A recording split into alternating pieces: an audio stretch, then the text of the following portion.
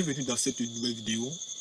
Je me présente en tant que Zidane Denis, à la base technicien supérieur en génie civil et actuellement ingénieur en formation. Certifié en leadership et en prise de parole en public. Nous allons voir dans cette nouvelle vidéo comment débuter efficacement en DAO ou en CAO en génie civil. Tout d'abord, il sera important de connaître ou encore de comprendre l'utilité de ces concepts numériques dans le monde du génie civil. Mais avant, que signifie DAO ou encore CAO? DAO signifie tout simplement dessin assisté par ordinateur et CAO signifie conception assistée par ordinateur.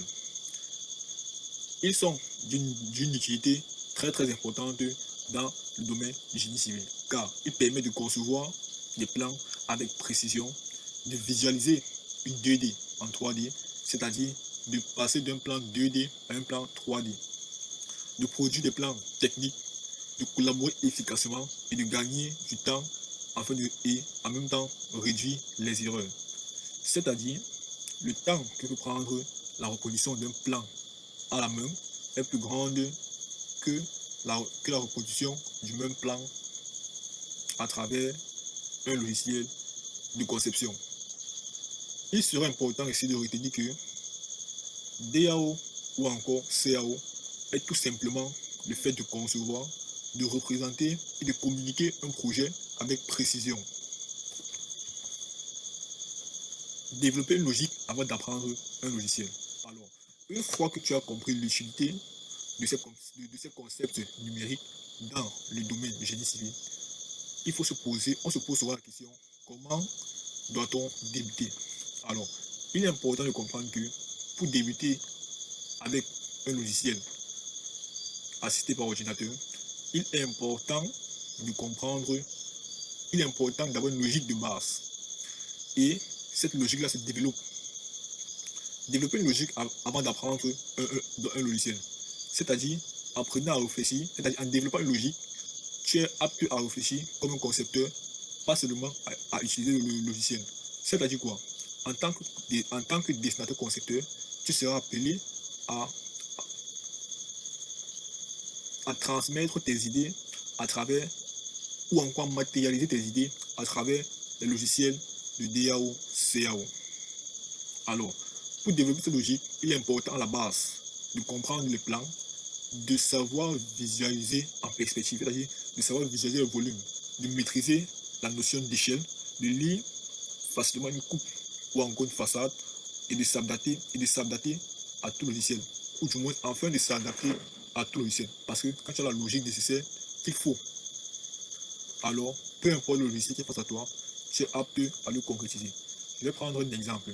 AutoCAD est un logiciel de dessin assisté par ordinateur. Alors, si je veux matérialiser par exemple un plan de distribution, je dois savoir où positionner chaque élément, c'est-à-dire les portes, les fenêtres, et j'en passe. Parce qu'à la base, j'ai déjà ma logique que j'ai pris la peine de mûrir.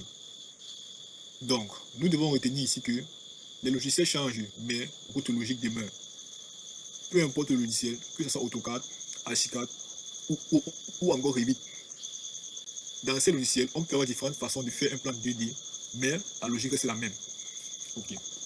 Le chantier, votre meilleure école. Le chantier, votre meilleure école, ce que vous avez sur le chantier, vous saurez le modéliser. Ici, il serait important de comprendre que le dessin est en fait un langage universel qui doit être compréhensible par tous les intervenants du domaine, qui est le génie civil. C'est-à-dire, en dessin, on ne dessine pas pour faire plaisir. On dessine pour transmettre un message. On dessine pour pouvoir permettre au réalisateur de mieux interpréter le plan. On dessine en respectant les technologies de la construction. Alors, il serait important ici de comprendre les méthodes de construction, de visualiser les détails techniques, d'anticiper les contraintes, de modéliser avec précision et être crédible sur le terrain. Être crédible sur le terrain en gros fait que toi, dessinateur, concepteur, tu dois être capable d'aller sur le terrain et d'interpréter ton plan de manière, la plus simple possible pour permettre, pour montrer une plus-value en fait. au réalisateur que tu maîtrises tes plans. Donc, en dessin technique, le but est de dessiner de façon à ce que, peu importe l'intervenant à l'acte de bâtir, il doit être en mesure de comprendre de façon explicite ton dessin.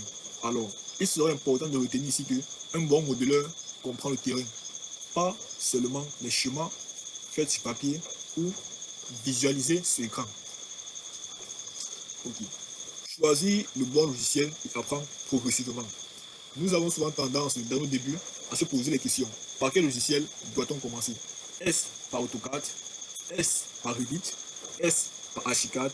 Alors, nous devons comprendre que en dessin bâtiment, ou du moins dans notre système éducatif, nous sommes souvent appelés d'abord à dessiner à la main.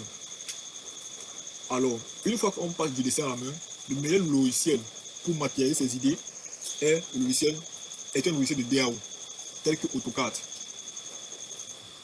Un logiciel ne fait pas un professionnel. Une bonne méthode, oui. C'est-à-dire quoi? Peu importe le logiciel de début, rassure-toi que tu as une très bonne logique et tu as une très bonne méthode qui marche sur le plan travail.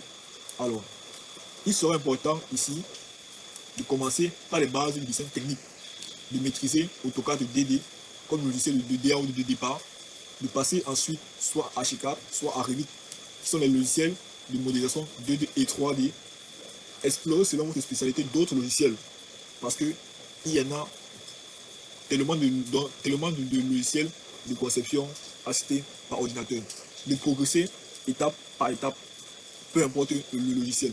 Alors, il serait important ici de retenir que la clé, c'est la régularité, la pratique et la curiosité. Construire son portfolio dès le début. En tant que débutant, intermédiaire ou encore professionnel, si nous sommes dans nos débuts dans les logiciels de DAO et de CAO, nous devons être en mesure de conserver nos réalisations. Je m'explique. Un portfolio est tout simplement une bibliothèque personnelle. C'est-à-dire chaque projet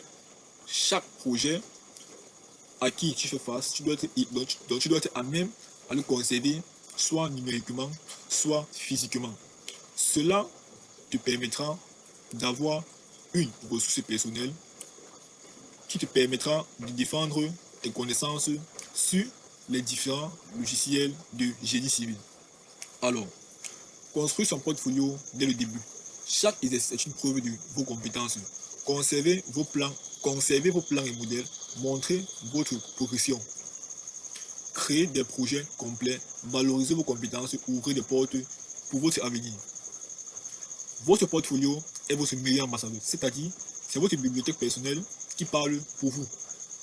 Alors, pour la prochaine vidéo, nous allons parler du BIM, qui signifie Building Information Modeling.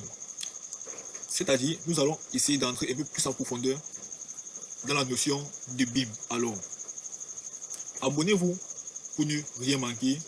Et encore une fois de plus, merci pour votre attention. À la prochaine. Merci.